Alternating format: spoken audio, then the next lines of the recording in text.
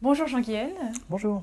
et merci beaucoup d'avoir accepté cet entretien sur ma chaîne à propos de ta carrière. Tu sors d'une répétition avec l'ensemble intercontemporain à la Philharmonie de Paris. Oui, je suis encore tout chaud là, comme un cheval qui vient de faire une course à toute allure, parce que c'est une pièce, Message esquisse, qui pour nous violoncellistes a une place particulière dans notre cœur, mais aussi dans notre corps, j'ai envie de dire, parce qu'il y a ce fameux passage entre le chiffre 4 et le chiffre 8, qui est une cavalcade interminable, fortissimo, d'une difficulté absolument ahurissante. C'est vraiment la pièce qui m'a demandé le plus de temps à l'apprentissage. Il m'a fallu vraiment 9 mois en travaillant la pièce chaque jour. Et on parle de 2 minutes et demie, cette partie centrale. 2 minutes et demie de musique, mais c'est un concentré de difficulté, de virtuosité, c'est absolument ébouriffant. Et c'est ce que voulait Pierre Boulez, c'était cette espèce d'énergie qui explose, littéralement, après une introduction extrêmement tendue, extrêmement colorée. Donc voilà, mais c'est vrai qu'on sort de là toujours un peu voilà, à bout de souffle. Mais donc voilà, maintenant je vais me poser grâce à notre échange. Pour toi, c'est un retour à l'ensemble intercontemporain parce que tu en étais membre il y a quelques années, c'est ça? C'est ça, oui, c'est un moment très émouvant pour moi. Donc demain soir, on célèbre le centenaire de la naissance de Pierre Boulez. Et c'est le concert de lancement, etc. Or, Pierre Boulez et l'ensemble intercontemporain ont joué un rôle absolument central dans ma vie. C'est-à-dire que j'entre à l'ensemble intercontemporain en 1990, à l'âge de 23 ans. Et donc, l'ensemble intercontemporain, c'est le moment de la fin de mes études. Et c'est mon entrée dans la vie professionnelle. Et j'ai passé 10 ans dans cet ensemble qui ont été absolument extraordinaires et denses et qui sont une partie majeure de ma formation en fait finalement.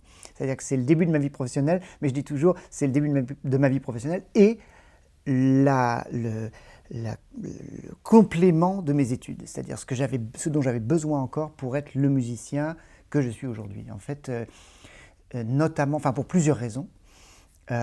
Parce que quand on est à l'intercontemporain, on travaille au quotidien avec les compositeurs, puisqu'on joue les œuvres des compositeurs vivants la plupart du temps.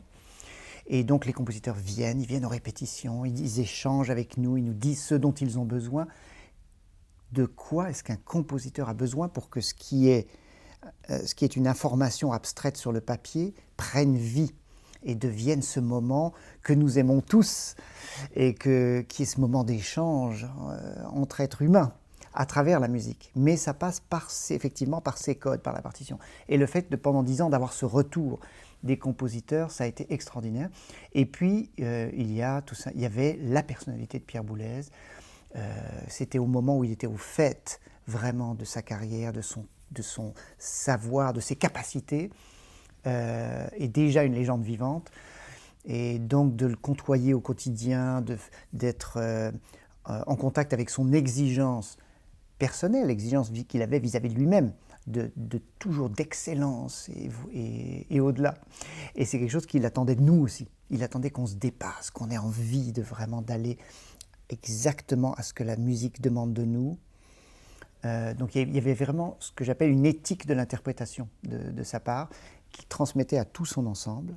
Je dirais que le fait d'être ici aujourd'hui et de retrouver certains des membres de l'ensemble qui étaient avec moi à l'ensemble à l'époque et qui sont encore là aujourd'hui. Alors il y en a beaucoup maintenant que je ne connais pas, mais il y en a beaucoup qui sont encore allez, on va le dire, des vieux de la vieille comme moi.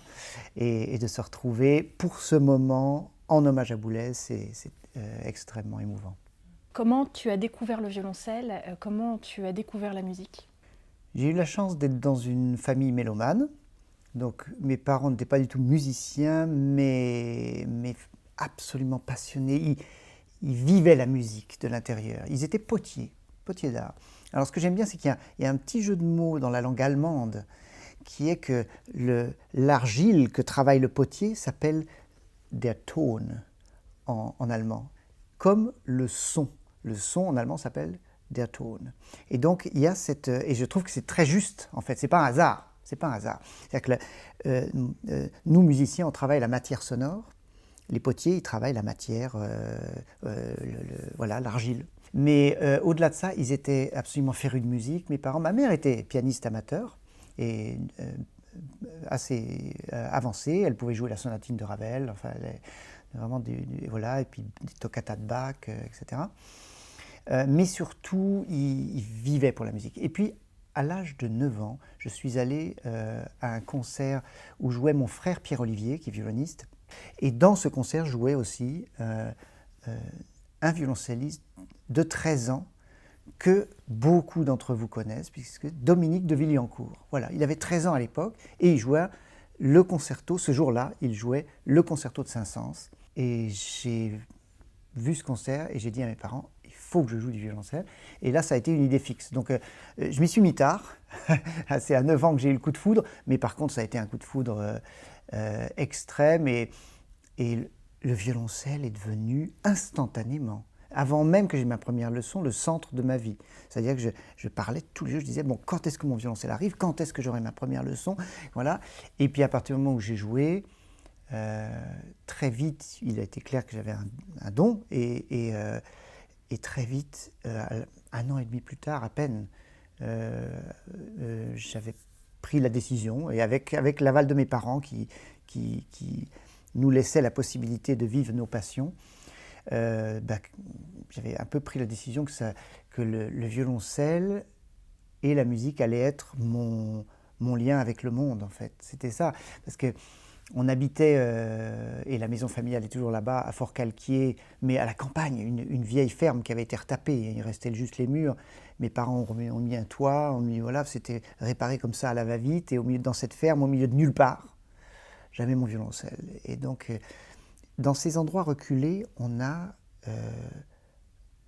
une, comment dire, on a peut-être plus facilement l'envie, le besoin d'être en contact avec l'au-delà, avec les mondes qui sont loin, qui viennent pas jusqu'à la campagne à Fort-Calquier. Et la musique est un langage idéal pour ça.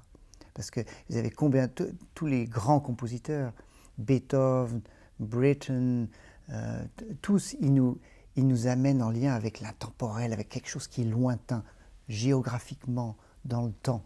Je crois que c'est ça pour moi la qualité intrinsèque de la musique, et je crois que cet environnement m'a aidé dans cette rencontre avec cet aspect de la musique, avec cet aspect presque métaphysique de la musique. Et puis, moi je crois beaucoup, ce qui m'intéresse le plus dans la musique, c'est le rapport de la musique au silence. Pour moi, les grands moments d'un concert, c'est les moments où on a un crin de l'archet qui touche la corde et on se demande est-ce que le son est là, est-ce qu'il n'est pas encore là. Début du concerto de Ligeti, première note, une interminable départ du rien, et on cherche la limite entre le rien et le presque rien. Et ça, tout d'un coup, vous travaillez sur l'espace, vous travaillez sur le... Donc ça, c'est vrai que c'est ce qui m'intéresse le plus dans la musique. Et je pense que une des raisons pour laquelle je suis très touché à cet aspect de la musique, plutôt que la production du son, elle vient de là, du fait qu'on était dans un lieu qui était loin du monde. Quel a été le mentor ou les mentors qui t'ont le plus marqué dans ton apprentissage du violoncelle? Alors oui, j'adore parler de mes professeurs parce que ce sont des gens extraordinaires, ce sont les gens qui vraiment nous ouvrent des mondes. Donc ma première professeure est une personne extraordinaire, je lui ai rendu visite il y a 4 jours, là, j'étais dans le sud de la France, et j'avais cette chance incroyable que Claire Rabier qui avait notamment, qui a été une des dernières élèves du grand maréchal. Donc, et Claire était professeure à Aix-en-Provence, mais aussi dans le petit conservatoire de Manosque, qui était à 15 km de chez nous. Et donc on est allé à Manosque, parce que c'était le conservatoire le plus proche. Et il y avait cette chance que cette femme extraordinaire, pédagogue inouïe, soit là. Elle était extraordinaire à tout point de vue, vraiment. Toutes les cases sont cochées. D'une part, elle avait elle-même un jeu, justement, sans doute grâce à son passage chez Maréchal, un jeu extrêmement sain, un rapport au son très très fluide, très naturel, toujours dans l'aisance, jamais dans la crispation. Elle trouvait les images qu'il fallait pour donner montrer à un enfant comment tenir l'archet, comment le prendre. Je me souviens qu'elle disait, regarde, ta main, il faut que tu imagines, tu as un petit oiseau qui niche là, et tu ne veux pas l'écraser, tu veux pas tu veux que ce soit... Et alors, tout d'un coup, on imagine cette présence-là, toute douce, toute chaude, au creux de la main, et tout d'un coup, on a une main qui est toute souple. Voilà, c'est des choses toutes bêtes, mais c'est des choses qui restent. Donc elle avait ça, elle avait tous ces outils pédagogiques et cette sensibilité. Et puis elle avait cette intelligence aussi psychologique. Bon, parce que très vite, j'ai été beaucoup plus vite que les autres, mais elle voulait que je reste intégré dans la classe. Donc j'allais passer l'après-midi au conservatoire à Manosque, et j'avais mon cours qui durait 3/4 d'heure, je ne sais quoi. Et le reste du temps, elle avait toujours une autre pièce où elle avait des tas de partitions pour 2, 3, 4 violoncelles. Et elle nous mettait là-dedans et on jouait. On jouait tout de suite. Le violoncelle a été un processus, et la musique a été quelque chose de l'échange, quelque chose de la communication, enfin, oui, c'est ça, de l'échange entre deux êtres, ou 3 ou 4. Donc, c'était pas, hop, je vais prendre ma leçon, je travaille tout seul chez moi à la maison, je vais à ma leçon. Tout de suite, il y avait cet aspect social extrêmement important et qui faisait qu'on était une classe. Donc voilà, ça, Claire Abbé, je pourrais en parler pendant des heures. Ensuite, j'ai rencontré Reine Flachot, une grande personnalité de la génération de Tortelier, Fournier, etc. Et un vrai caractère, une de ces femmes fortes qui, je dirais, avait dû se battre aussi, parce qu'elle était une femme, pour être acceptée dans ce milieu encore extrêmement masculin, des violoncellistes qui ont pignon sur rue, qui font vraiment carrière dans cette génération-là. Une femme vraiment tournée vers avec une forte notion qui aujourd'hui ne serait plus vraiment d'actualité, mais une notion de progrès. Il y avait c'était cette génération où on croyait au progrès. Donc voilà, on inventait la pique tortelier, on inventait des choses, voilà, pour que le jeu du violoncelle devienne plus effectif. Et elle, par exemple, son grand truc, c'était l'utilisation du pouce à tous les registres. Donc non, pourquoi est-ce qu'on utiliserait le pouce uniquement à partir d'ici? On a 5 doigts, on utilise les 5 doigts. Donc il y a plein de... J'utilise encore aujourd'hui, j'ai changé certains, mais il y en a beaucoup, souvent, plein de doigtés en 3e, 2e, 4e position, même dans mes sages esquisses, où hop, le pouce apparaît et disparaît, et de manière fluide, et ça je lui dois. Elle avait aussi une technique d'archet très, très française, très souple, différente de Navarra, beaucoup moins de poignets, beaucoup plus de doigts. Donc c'était un petit peu différent, mais toujours cette notion de fluidité de la technique. Et ensuite, je suis allé en Allemagne chez Christoph Henkel. Alors là, totalement différent, élève de Starker, qui m'a beaucoup apporté au niveau de la technique de main gauche, parce qu'il y avait ces principes de la technique Starker extrêmement solide, extrêmement saine, qui m'étaient transmis par son biais. Il avait une notion de la technique d'archet qui n'est pas forcément la mienne, qui est beaucoup plus plane, beaucoup plus... voilà, on pose l'archet, on tire, on pousse, donc beaucoup plus... oui, peut-être un petit peu germanique que la technique que j'avais avant, donc c'était assez complémentaire, j'ai envie de dire. Et puis j'ai terminé mes études chez Timothy Eddy, à New York, que tu connais très bien. Grand homme, grand pédagogue, immense musicien, et ces 2 années chez lui, c'était seulement 2 ans, ont été déterminantes. Quand je suis arrivé chez lui, j'étais un peu déconstruit, je crois que c'est presque important, j'ai envie de dire, dans le parcours des études, qu'il y a un moment où on se pose des questions, on remet tout en question. Et moi, j'ai eu ce moment-là avant d'arriver chez Tim Eddy. L'année qui a précédé, j'étais un peu à droite, à gauche, je savais plus ce que je voulais faire avec mon violoncelle. Et je me suis reconstruit avec Tim, avec, alors là, cette technique d'archet multiple, multidimensionnelle, axée sur la diction, sur oui, ce qu'Harnoncourt appelle le discours musical, c'est-à-dire vraiment comment est-ce que j'articule, que je prononce, comment est-ce que je peux faire parler une phrase musicale comme si c'était une phrase vraiment, véritablement. Donc, d'une part, il y a la compréhension musicale, et puis au niveau de la réalisation, Tim avait des outils extraordinaires pour nous faire surtout intégrer, alors là, je le recommande à tout le monde, la verticalité dans notre technique qu'on a tendance à apprendre un petit peu ben voilà, nous c'est un instrument à cordes, donc on fait droite-gauche, vous voyez. Et ben non, c'est extrêmement important que le bras de l'archet, que le bras droit, et que notre technique d'archet danse, qu'elle parle. Comme quand on parle, on prend appui sur des consonances et puis on laisse résonner. Et c'est la même chose avec la technique d'archet. Il faut avoir cette possibilité d'explorer la verticalité dans la technique d'archet. Voilà, donc ça c'est une des choses que Tim Eddy m'a apprise. Et aujourd'hui, en tant qu'instrumentiste, soliste, professeur, comment est-ce que tu aimes transmettre tout ce que tu as appris, rassembler toutes tes expériences, mais sur scène et puis en ensemble? Comment tu aimes transmettre ça à tes élèves? Alors j'ai effectivement une vraie passion pour la transmission. C'est quelque chose que j'ai toujours adoré. Mes premières expériences pédagogiques, enfin je veux dire où moi j'étais pédagogue, c'était quand j'étais à l'Intercontemporain ici. Et Pierre-Laurent Aymard m'a proposé d'être son assistant pour la classe de musique de chambre au conservatoire.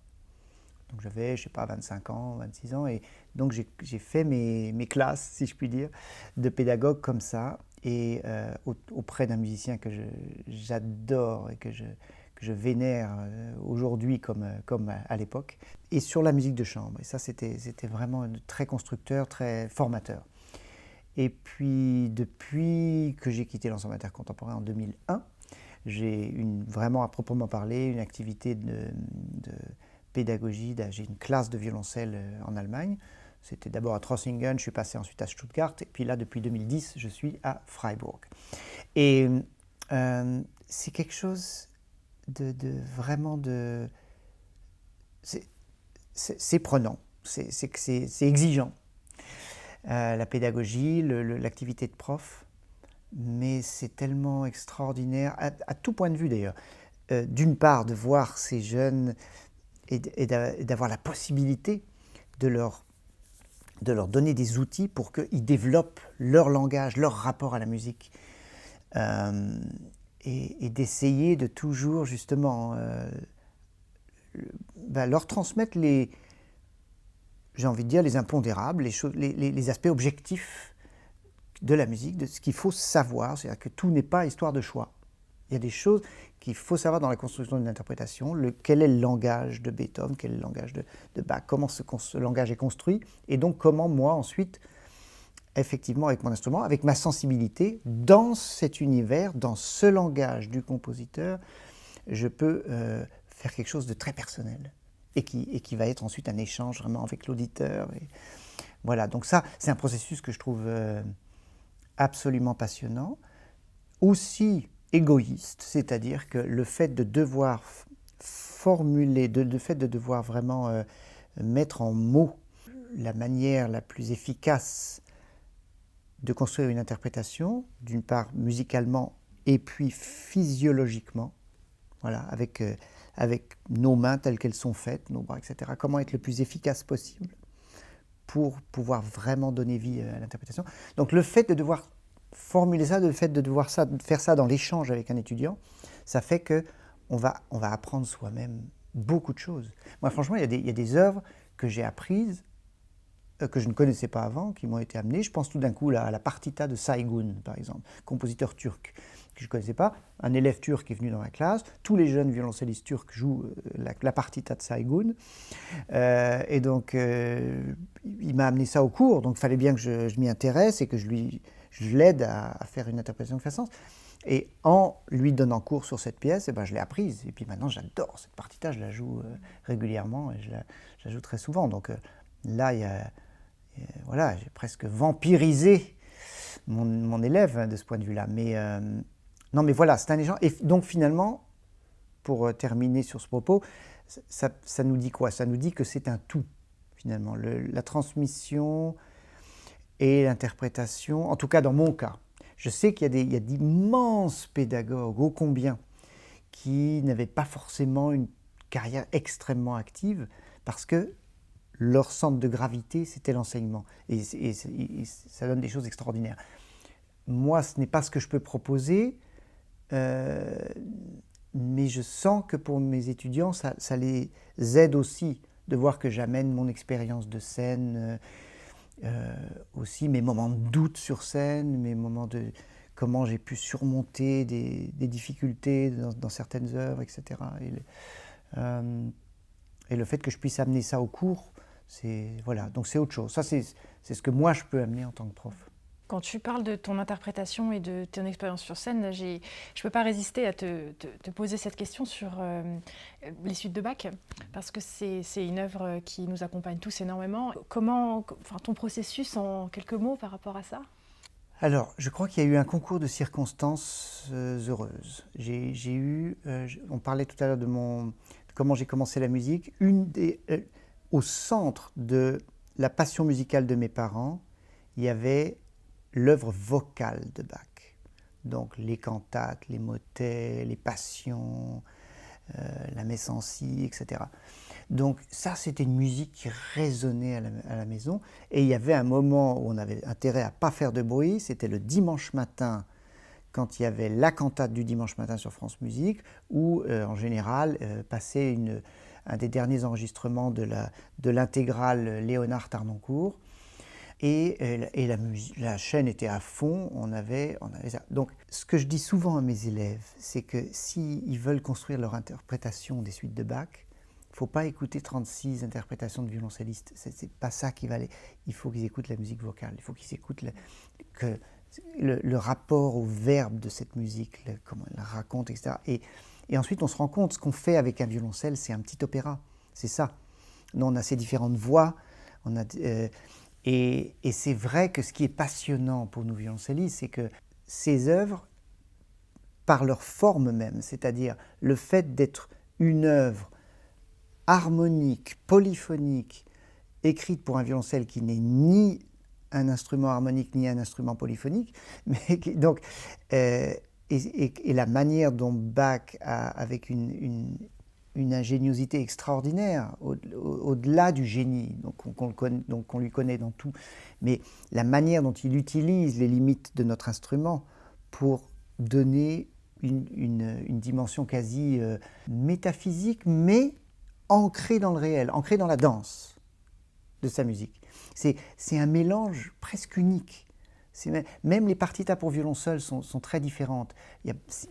Avec les partitas pour violon seul, ils jouent beaucoup plus sur les accords, sur les doubles cordes, etc. Et nous, il y a cette espèce d'intégration de l'harmonie dans la mélodie et donc, ça nous donne, à nous violoncellistes, une palette de possibilités d'interprétation qui est extraordinaire. Mais je dirais, toujours au centre, se rappeler de deux choses. Se rappeler que Bach, alors qu'il n'avait pas l'intention que ses œuvres soient dansées, a écrit une suite de danse. Ça devrait nous donner une information importante. Donc structurez votre jeu sur la danse, sur comment est-ce que cette musique est dans le corps. Donc ça, c'est très important. Et l'autre, c'est l'harmonie, c'est le pilier central de toute la musique de Bach, y compris dans nos suites qui sont, comme il le dit, senza basso.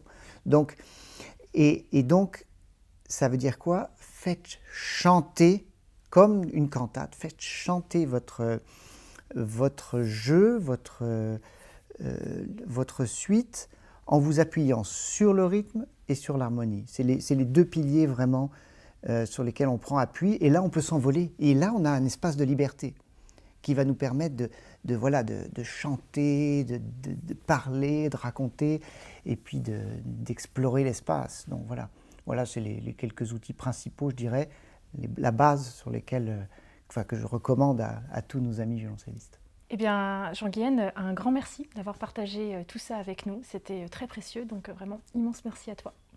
Merci à toi et pour tout ce que tu fais pour les amoureux du violoncelle en France et ailleurs. Et puis, quant à vous, si vous avez des questions, des commentaires, n'hésitez pas à les laisser juste sous cette vidéo parce que je vous répondrai avec plaisir. À bientôt!